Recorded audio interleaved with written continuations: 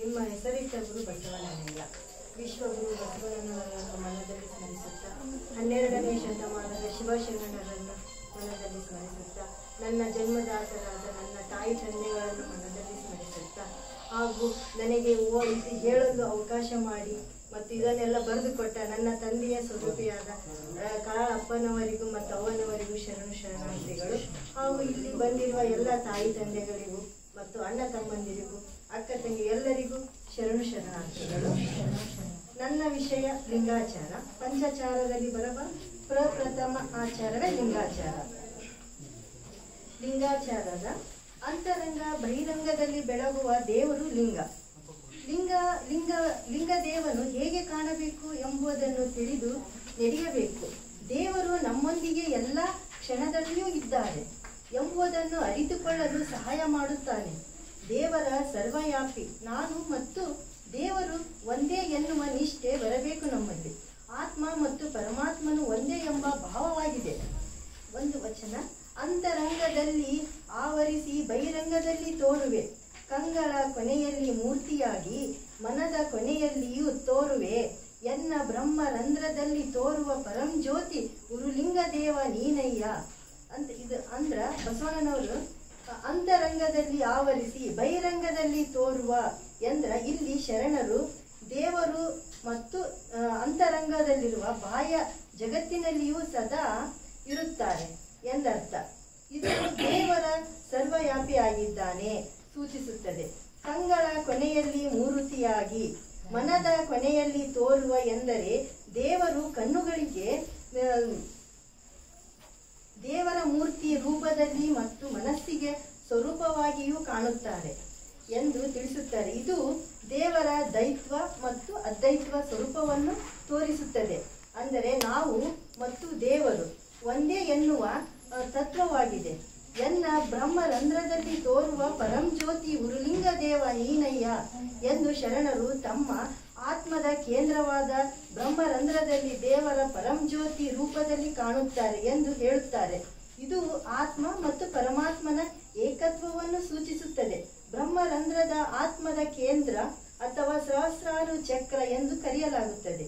ಇದು ಪರಶಿವನ ಆಸನವೆಂದು ಪರಿಗಣಿಸಲಾಗುತ್ತದೆ. ಆತ್ಮ ಮತ್ತು ಪರಮಾತ್ಮನ ಸೇರುವುದು ಬಿಂದು ಎಂದು ನಂಬಲಾಗಿದೆ. ಲಿಂಗದ ಜ್ಞಾನವೇ ಎಲ್ಲ ಜ್ಞಾನಗಳಿಗೆ ಆಧಾರ. ನಮ್ಮ ಲಿಂಗದಲ್ಲಿರೋ ಜ್ಞಾನವು ಎಲ್ಲ ಜ್ಞಾನಗಳಿಗೆ ಆಧಾರವಾಗುತ್ತದೆ. ಲಿಂಗವೇ ಎಲ್ಲದಕ್ಕಿಂತ ಮುಖ್ಯ. ಲಿಂಗವನ್ನು ಅರಿಯದೆ ಬೇರೆ ಯಾವುದು ಅರಿತರೂ ಅದರಿಂದ ಫಲ ಸಿಗುವುದಿಲ್ಲ. ಲಿಂಗದ ಅರಿವೇ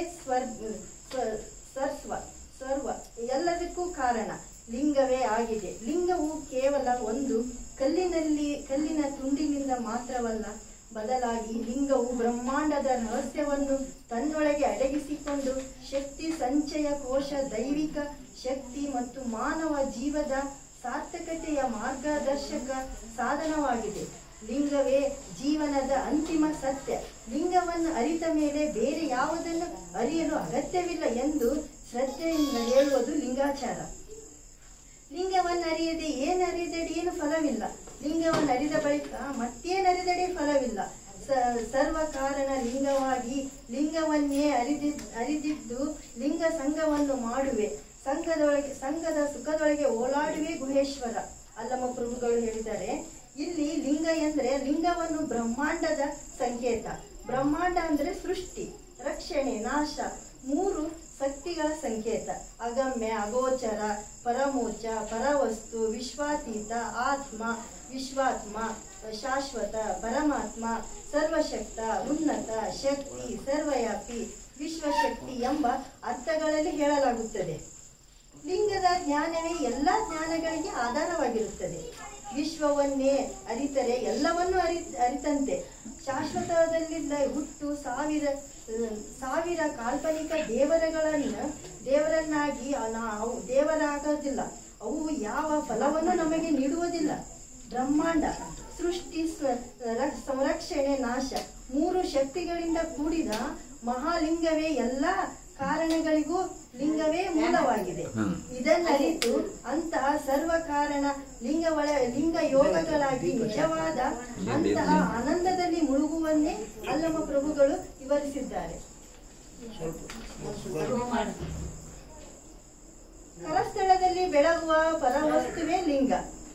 ಅಂದ್ರೆ ವಿಶ್ವದಲ್ಲಿ ಲಿಂಗಾಯತ ಧರ್ಮ ವಿಶಿಷ್ಟವಾದ ಧರ್ಮ. ಇದು ಬೇರೆ ಧರ್ಮಗಳಲ್ಲಿ ಸಾಧಿಸಲಾಗದ್ದು, ಭೇದಿಸಲಾಗದ್ದು, ನೋಡಬಾರದು, ಹಾಡಬಾರದು, ಕೂಡಬಾರದು ವಸ್ತುವನ್ನು ಪಂಚೇಂದ್ರಿಯಗಳಿಂದ ನೋಡಿ ಪೂಜಿಸಿ ಕೊಂಡಾಡಿ ಅಪ್ಪಿ ಅಗಲವೆಂದು ಚೈತನ್ಯವಾಗಿ ಕರಸ್ಥಳದಲ್ಲಿ ಬೆಳಗುವಂತ ಪರಬ್ರಹ್ಮನ ಅಪ್ಪ ಬಸವಣ್ಣನವರು ನಮಗೆ ಸಂಶೋಧನೆ ಮಾಡಿ ತಂದುಕೊಟ್ಟಿದ್ದಾರೆ.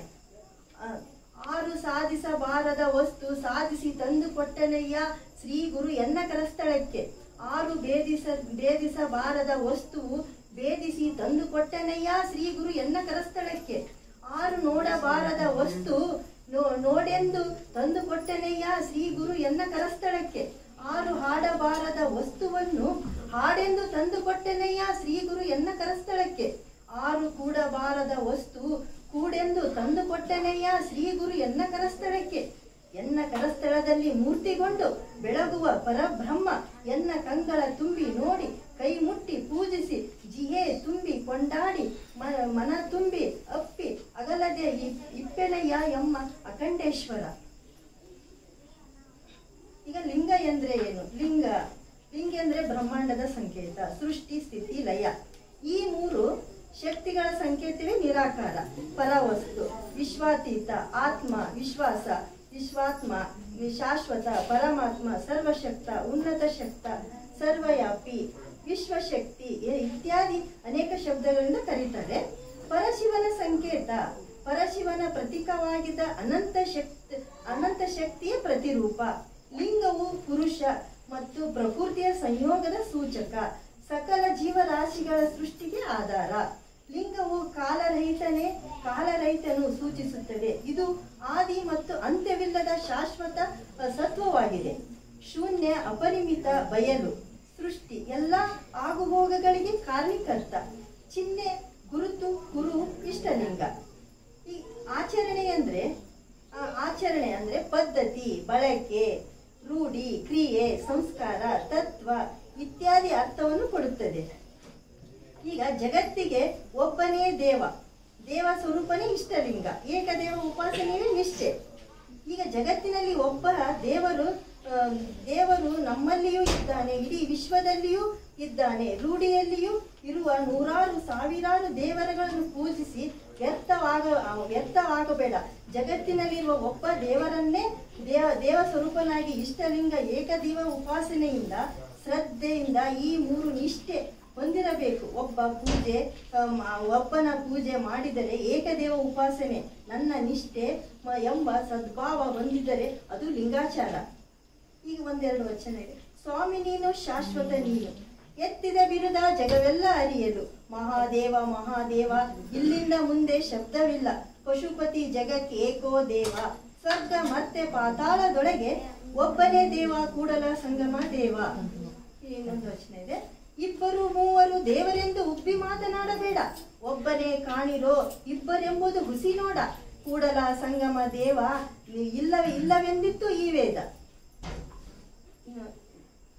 ದೇವನೊಬ್ಬ ನಾಮ ಹಲವು, ಪರಮಪತಿ ಋತಿಗೆ ಗಂಡನೊಬ್ಬ.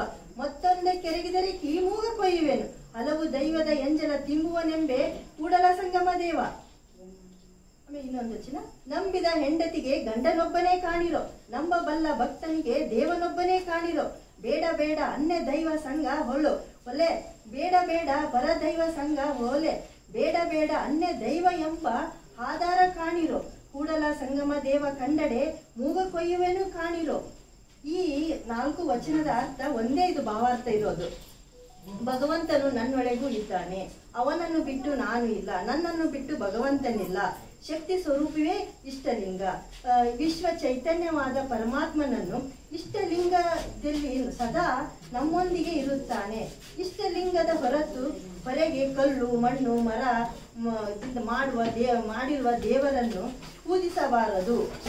ಸದಾ ನಮಗೆ ಜೀವಾತ್ಮನನ್ನು ಮತ್ತು ಪ್ರಾಣ ಶಕ್ತಿಯನ್ನು ನೀಡುವ ಪರಶಿವನ ಸ್ವರೂಪಿ ಇಷ್ಟಲಿಂಗ ಮಾತ್ರ ಪೂಜಿಸಬೇಕು ತಿಳಿಸುವುದು ಲಿಂಗಾಚಾರವಾಗಿದೆ.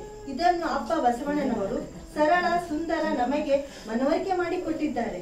ಲಿಂಗಾಚಾರದ ಗುರಿಗಳು ಅಂದ್ರೆ ನೆಡೆ ಶುಚಿ, ನುಡಿ ಶುಚಿ, ತನು ಶುಚಿ, ಮನ ಶುಚಿ, ಭಾವ ಶುಚಿ ಇಂತಿ ಪಂಚ ತೀರ್ಥಗಳನ್ನೊಳಗೊಂಡ ಮಧ್ಯದಲ್ಲಿ ನಿಮ್ಮ ಶರಣರ ತೋರಿ ಎನ್ನೊಳ ಕಳುವಿನ ಚನ್ನಮಲ್ಲಿಕಾರ್ಜುನ.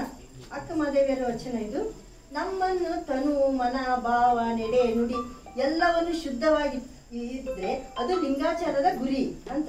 ಲಿಂಗಾಚಾರದ ಉದ್ದೇಶ ಅಯ್ಯ ತನ್ನ ತಾನರಿದು ತನ್ನ ಅಜ್ಞಾನವ ಆಶಾಪಾಶ ಅನಾಚಾರ ಅಸತ್ಯ ನೆಡೆ ನುಡಿಗಳು ತಾನರಿದು ತನ್ನ ದುರ್ಗುಣಗಳನ್ನು ನಿನಗೆ ನಿಜದಲ್ಲಿಯೂ ನಿಂದೆಡೆ ತಾನೇ ಮಾಯಾತೀತ, ತಾನೇ ಗುಣಾತೀತ, ತಾನೇ ಸದ್ಗುಣ ನಿರ್ಗುಣಾತೀ ಮೂರ್ತಿ, ತಾನೇ ಸಕಾರ ನಿರಾಕಾರಕ್ಕೆ ಚೈತನ್ಯ ಮೂರ್ತಿ, ನಿಜ ವಸ್ತುವೆ ನೋಡ ಅಪ್ರಮಾಣ ಕೂಡಲ ಸಂಗಮ ದೇವ.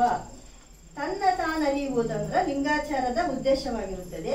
ತನ್ನಲ್ಲಿರುವ ಅಜ್ಞಾನ, ಅನಾಚಾರ, ಅಸತ್ಯ ಇತ್ಯಾದಿ ದುರ್ಗುಣಗಳನ್ನು ಕಳೆದುಕೊಂಡು ಜಗತ್ತಿಗೆ ಆಧಾರವಾಗಿರುವ ವಿಶ್ವಾತ್ಮನ ಸ್ವರೂಪವಾಗಿ ತಾನಾಗುವನು. ಇದುವೇ ತಾನಾರೆಂದು ತಿಳಿಯುವುದು. ಆಗ ಸದ್ಗುಣ ಸದ್ಭಾವ ಮೈಗೂಡಿ ವಿಶ್ವಾತ್ಮವನ್ನು ಸ್ವರೂಪಿಯೇ ತಾನಾಗುವನು. ಆದರೆ ಅದು ದೇವ ಸ್ವರೂಪವಾಗುವುದು ಆಗಿದೆ. ಲಿಂಗವನ್ನು ದೇವನಾಗಿ ಕಾಣುವುದು ಲಿಂಗಾಚಾರ. ಮನಕ್ಕೆ ಮನೋಹರನಾಗಿ ದೇವನು ಕಂಡೆನಯ್ಯ ಎನ್ನ ಕರಸ್ಥಳದಲ್ಲಿ, ಕಂಗಳಿಗೆ ಮಂಗಳವಾಗಿ ದೇವನ ಕಂಡೆನಯ್ಯ ಎನ್ನ ಕರಸ್ಥಳದಲ್ಲಿ, ಪ್ರಾಣಕ್ಕೆ ಪ್ರಾಣವಾಗಿ ದೇವನ ಕಂಡೆನಯ್ಯ ಎನ್ನ ಕರಸ್ಥಳದಲ್ಲಿ, ತನುವಿಂಗೆ ತರನಾಗಿ ದೇವನ ಕಂಡೆನಯ್ಯ ಎನ್ನ ಕರಸ್ಥಳದಲ್ಲಿ, ಅಗಮ್ಯ ಅಗೋಚರನಾದ ಅಖಂಡೇಶ್ವರನೆಂಬ ಲಿಂಗಯ್ಯನ ಕಂಡೆನಯ್ಯ ಎನ್ನ ಕರಸ್ಥಳದಲ್ಲಿ. ಸನ್ಮುಖ ಶ್ರೀಗಳು ಮನಸ್ಸಿಗೆ ಮನೋಹರವಾಗಿ ಅಂದ್ರೆ ಕಣ್ಣುಗಳಿಗೆ ಮಂಗಳವಾಗಿ, ಪ್ರಾಣವನ್ನು ನೀಡುವನಿಗಾಗಿ, ದೇಹ ಸಹಿಸುವ ಬಲವನ್ನು ನೀಡುವಂತವನಿಗಾಗಿ, ಅಗಾಧವಾದ ಅಗೋಚರವಾದ ದೈವ ಸ್ವರೂಪನಾಗ ನನ್ನ ಕರಸ್ಥಳದಲ್ಲಿ ಲಿಂಗಯ್ಯನು ತೋರಿದ್ದಾನೆ. ಲಿಂಗದೇವನ ಪರಿಣಾಮ ಜಗವ ಸುತ್ತಿಪ್ಪುವುದು ನಿನ್ನ ಮಾಯೆ ಅಯ್ಯ, ನಿನ್ನ ಸುತ್ತಿಪ್ಪುವುದು ಎನ್ನ ಮನ ನೋಡಯ್ಯ. ಜಗಕ್ಕೆ ಬಲ್ಲಿದ ನೀನು, ನಿನಗೆ ಬಲ್ಲಿದೆ ನಾನು, ಜಗವ ನಿನ್ನೊಳಗೆ ನೀ ಎನ್ನೊಳಗೆ, ಕರಿಯ ಕನ್ನಡಿಯೊಳಗೆ ಅಡಗಿದಂತೆ ನೀ ಎನ್ನೊಳಗೆ ಅಡಗಿದೆ ಕೂಡಲ ಸಂಗಮ ದೇವ. ಅಂದ್ರ ಜಗತ್ತಿನ ತುಂಬಾ ಮಾಯೆ ಸುತ್ಕೊಂಡೈತಿ, ನನ್ನ ಮನಸ್ಸು ನಿನ್ನನ್ನು ಸುತ್ಕೊಂಡೈತಿ. ಇಡೀ ಜಗತ್ತು ನಿನ್ನೊಳಗಿದ್ರ ನೀನು ನನ್ನೊಳಗೆ ಇದೀಯ ಅನ್ನುವುದು. ಆದರೆ ಇಡೀ ವಿಶ್ವವೇ ನಿನ್ನ ಮೂಲಕ ಇರುವೆನೆಂದು ಹೇಳುತ್ತಾರೆ. ಇದೊಂದು ಅಮೂಲ್ಯವಾದ ಭಾವ. ಜಗವನ್ನೊಳಗೊಂಡ ನಾವು ದೇವ ಸ್ವರೂಪಿಗಳು ಎಂದು ತಿಳಿದಿದ್ದೀವಿ. ಇದುವೇ ಲಿಂಗಾಚಾರದ ಸ್ವರೂಪ ಮತ್ತು ಲಿಂಗದೇವನ ಪರಿಣಾಮ ರೂಪವಾಗಿರುತ್ತದೆ. ಲಿಂಗಾಂಗ ಸಾಮರಸ್ಯವೇ ಜೀವನ ಅಂದ್ರೆ ಎನ್ನೊಳಗೆ ನೀನು ಪ್ರವೇಶ, ನಿನ್ನೊಳಗೆ ನಾನು ಪ್ರವೇಶ. ದೇವ ನೀನಿಲ್ಲದಿಲ್ಲ, ಭಕ್ತ ನಾನಿಲ್ಲದಿಲ್ಲ, ಈ ಪರಿ ಮಾಡುವರಿನ್ನಾರು ಹೇಳ. ಎನಗೆ ನೀನೇ ಗತಿ, ನಿನಗೆ ನಾನೇ ಗತಿ, ಇನ್ನೇಕೆ ಜವನಿಕೆ ಗುರುಲಿಂಗ ಪ್ರತಿ ಪ್ರಿಯ ವಿಶ್ವೇಶ್ವರಯ್ಯ. ಇಷ್ಟಲಿಂಗ ಧ್ಯಾನದಲ್ಲಿ ನಿತ್ಯ ತೊಡಗಿದಾಗ ವಿಶ್ವ ಚೈತನ್ಯವು ನಮ್ಮಲ್ಲಿ ಪ್ರವೇಶವಾಗುತ್ತದೆ, ನನ್ನನ್ನು ಜಾಗೃತಗೊಳಿಸುತ್ತದೆ. ಆಗ ನೀನು ನನ್ನೊಳಗೆ ಪ್ರವೇಶಿಸಿದಂತೆ ನಿನ್ನಲ್ಲಿ ನಾನು ಸಮರಸಗೊಳ್ಳುವೆ ಎಂದು ಭಾವ. ಈ ವಚನದಲ್ಲಿ ಪರಾಶಕ್ತಿಯ ನಮಗೆ ಗತಿ, ಸಕಲ ಜೀವಾತ್ಮರೇ ಶಕ್ತಿಯೇ ನನಗೆ ಗತಿ ಆಗಿರುವುದರಿಂದ ನಮ್ಮಿಬ್ಬರಲ್ಲಿ ಪ್ರತ್ಯೇಕತೆ ಏನು ಇಲ್ಲವಲ್ಲ ಎಂದು ಇದರ ಭಾವಾರ್ಥವಾಗುತ್ತದೆ. ಲಿಂಗವನ್ನು ಅರಿಯುವುದು ಲಿಂಗಾಚಾರ. ಲಿಂಗವನ್ನು ಅರಿಯದೆ ಏನನ್ನು ಅರಿದಡೆ ಫಲವಿಲ್ಲ. ಲಿಂಗವನ್ನು ಅರಿದ ಬಳಿಕ ಮತ್ತೇನರಿದರೂ ಫಲವಿಲ್ಲ. ಸರ್ವ ಕಾರಣ ಲಿಂಗವಾಗಿ ಲಿಂಗವನ್ನೇ ಅರಿದಿದ್ದರೆ ಆ ಲಿಂಗ ಸಂಗನ ಮಾಡಿ ಆ ಸಂಘ ಸುಖದಲ್ಲಿ ಓಡಾಡುವೆ ಗುಹೇಶ್ವರ. ಅಲ್ಲಮ್ಮ ಪ್ರಭು ಹೇಳಿದರೆ, ಲಿಂಗದ ಪರಿಯನ್ನು ತಿಳಿಯುವುದೆಂದ್ರೆ ಏನು ತಿಳಿದ್ರೆ ಏನು ತಿಳಿಯದ ಬೇಡ. ಲಿಂಗದಲ್ಲಿ ಪರಿ ತಿಳಿದ ಬಳಿಕ ಮತ್ತೇನು ನಾವು ತಿಳಿಯೋದು ಅವಶ್ಯಕತೆ ಇಲ್ಲ. ಎಲ್ಲದಕ್ಕೂ ಕಾರಣವಾಗಿರುವ ಲಿಂಗದ ಪ್ರಭಾವವನ್ನು ಅರಿತು ಲಿಂಗ ಸಂಘ ಸುಖದ ಬದುಕಿನತ್ತ ಎಂದು ಅಲ್ಲಮ ಪ್ರಭುಗಳು ಅತ್ಯಂತ ಅರ್ಥಪೂರ್ಣವಾಗಿ ಹೇಳಿದ್ದಾರೆ. ಲಿಂಗವನ್ನು ಅರಿಯುವುದೇ ಲಿಂಗಾಚಾರ. ಜೀವಾತ್ಮನು ಜಂಗಮವಾಗುವುದು ಲಿಂಗಾಚಾರ. ಉಳ್ಳವರು ಶಿವಾಲಯ ಮಾಡುವರು, ನಾನೇನು ಮಾಡಲಯ್ಯ ಬಡವನಯ್ಯ. ಎನ್ನ ಕಾಲೇ ಕಂಬ, ಎನ್ನ ದೇಹವೇ ದೇಗುಲ, ಎನ್ನ ಸಿರವೇ ಹೊನ್ನ ಕಳಸವಯ್ಯ. ಕೂಡಲ ಸಂಗಮ ದೇವ ಕೇಳಯ್ಯ, ಸ್ಥಾವರ ಕಳಿವುಂಟು ಜಂಗಮ ಕಳಿವಿಲ್ಲ. ಅಂದ್ರೆ ನಮ್ಮ ದೇಹವನ್ನ ನಾವು ದೇಗುಲವಾಗಿ ಮಾಡ್ಕೋಬೇಕು. ದೇಹದೊಳಗೆ ಪ್ರಾಣಶಕ್ತಿ, ದೇವರ ಜೀವಾತ್ಮವನ್ನು ಜಂಗಮವಾಗುವುದು, ಅದು ಲಿಂಗಾಚಾರ ಅಂತ ಹೇಳಿ ನಾನು ಏನಾದ್ರೂ ಇದ್ರೆ ಶರಣಾರ್ಥಿಗಳು.